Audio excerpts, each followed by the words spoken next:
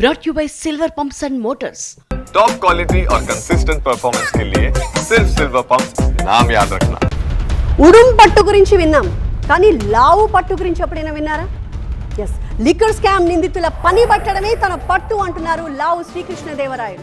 Liquor scam లో అరెస్టులు తప్పవా? కేంద్ర హోంమంత్రి అమిత్ షాతో లావు ఏం చర్చించారు? చంద్రబాబుతో భేటీలో ఎలాంటి నిర్ణయం తీసుకున్నారు? టీడీపీ నెక్స్ట్ స్టెప్ ఎలా ఉండబోతోంది? గల్లీ టు ఢిల్లీ, ఎక్కడికి వెళ్లినా ఏపీ లిక్కర్ స్కామ్ గురించే మాట్లాడుతున్నారు టీడీపీ ఎంపీ లావు శ్రీకృష్ణదేవరాయలు. వైసీపీ హయాంలో మద్యం కుంభకోణం జరిగిందని ఆరోపిస్తున్నారు ఆయన. వేల కోట్లను విదేశాలకు తరలించారంటున్నారు.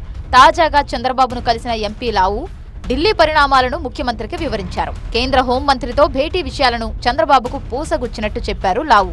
పార్లమెంటులోనూ లిక్కర్ స్కామ్ ను ప్రస్తావించారు లావు శ్రీకృష్ణదేవరాయలు. నకిలీ బ్రాండ్లతో వైసీపీ 20,000 కోట్లు కొల్లగొట్టిందని ఆరోపించారు. ఈ స్కామ్ పై ఈడీతో విచారణ జరిపించాలని కేంద్రాన్ని కోరారు.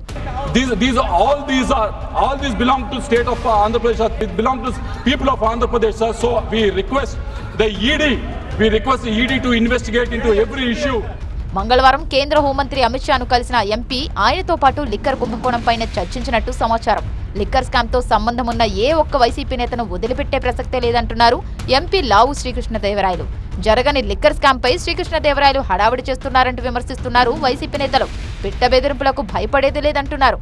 కూటమి హయాంలోనే లిక్కర్ స్కామ్ కు తెరలేచిందన్నారు పేర్ని నాని. పార్లమెంట్ లోనో అసెంబ్లీలోనో కౌరవులు లాంటి మీరందరూ కూడా కౌరవ సభలో మాట్లాడినంత మాత్రాన జగన్మోహన్ రెడ్డి గారికి కానీ వైఎస్ఆర్ కాంగ్రెస్ పార్టీకి కానీ జరిగే నష్టమేమీ లేదు, జంకేది లేదు, బొంకేది లేదు. మీరు ఈడీని మాట్లాడతారా లేదా ఏం చేస్తారో మీ చేతనైంది మీరు చేసుకోమని చెప్పని కూడా మిమ్మల్ని మాట్లాడించిన పార్లమెంట్లో మిమ్మల్ని మాట్లాడించిన వారికి కూడా సూచనగా చెప్తున్నాం.